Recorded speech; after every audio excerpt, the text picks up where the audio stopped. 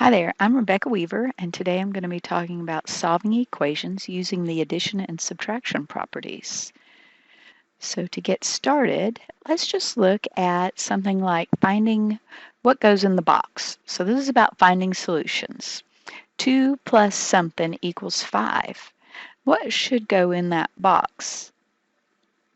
Well, the algebra method of writing this would just be to say 2 plus x equals 5. So anytime you see an x, it's just kind of like when we were in elementary school and we would just put the number that belonged there in the box. But instead in algebra, what we do is we put an x there instead of a box. Same concept. If we were going to look at this visually and we wanted to make our equation a balance beam, so we're going to have on the balance beam, let's just say 2 is 2 marbles. So we have 2 marbles plus an unknown quantity of marbles, that'll be our x, equals 5 marbles. And so that's another way to look at this, but look at it kind of visually. What we do in algebra is we say, well, we are going to subtract 2 from both sides.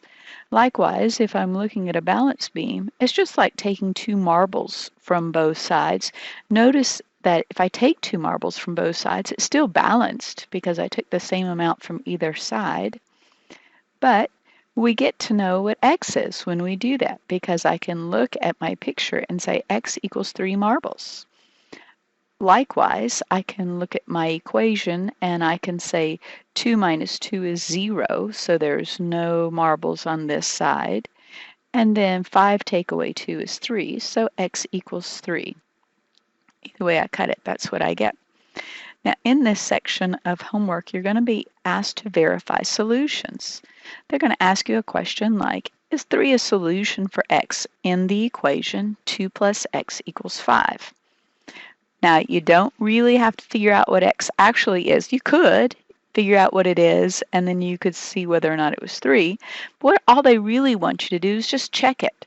So you're going to check to see if the number makes the equation true. You're going to plug in a 3 wherever you see an x, and you'll see if it works. 2 plus 3, that equals 5. So I would say yes to this question. Let's look at another one. Is negative 3 a solution for x in this equation? Now this one's a little more complicated. Notice I have a couple of x's. So what I'm going to do is I'm going to plug in a negative 3 wherever I see an x. I'm going to do this where I solve the left-hand side of the equation and then I solve the right-hand side of the equation. So notice in this 2x minus 3 equals 3 times the quantity x plus 1, I'm going to plug in the negative 3. 2 times negative 3 minus 3. I'm going to figure out what that is. And then I'm going to do 3 times the quantity negative 3 plus 1. Compute that and see what I get. So here I am just plugging those values and doing my computation. 2 times negative 3, that's a negative 6, and then I'm going to subtract off 3. I did the negative 3 plus 1 first, and I got a negative 2. And after all of this computation, I would get a negative 9 and a negative 6. So the answer to this question, no. Do I have to solve the equation? No. All I have to do is just plug in the value and see if it works. All right. Let's look at another couple of problems. So we're going to solve the following linear equations. They asked me to solve negative 3 plus x equals 2. So I'm going to write that equation down. You see that I've done that.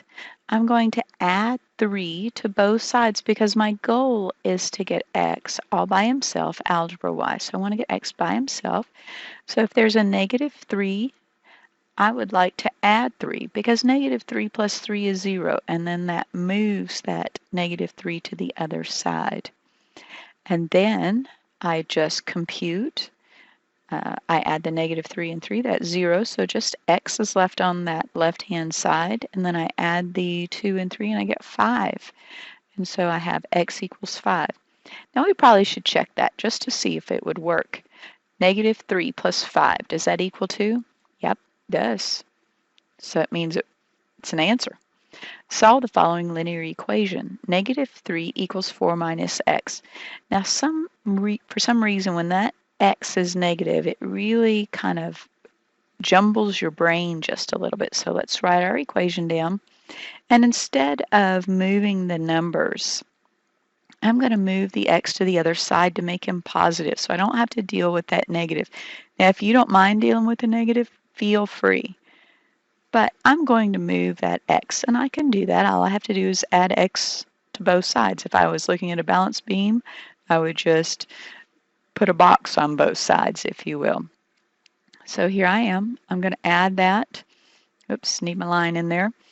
And when I do, I get x minus 3 equals 4 because minus x plus x is 0, so that goes away. Now I still have to solve this one, but it's much easier to look at and makes me happier to solve x minus 3 than that minus x that was going on. So I'll add 3 to both sides, and I will get that x equals 7. Now we probably should check it to see if it works. So I'm going to plug in a 7 for x. So I'm going to do 4 minus 7. Does that equal negative 3? Yes, it does. Means it works. Now this is the beginning of our solving equations, and you really need to have a good foundation in this. Negatives do tend to jumble things up, so try to work with the negatives and really understand that part because it only gets more complicated from here. And if you have any questions at all, be sure and email me. Thank you for listening and have a wonderful day.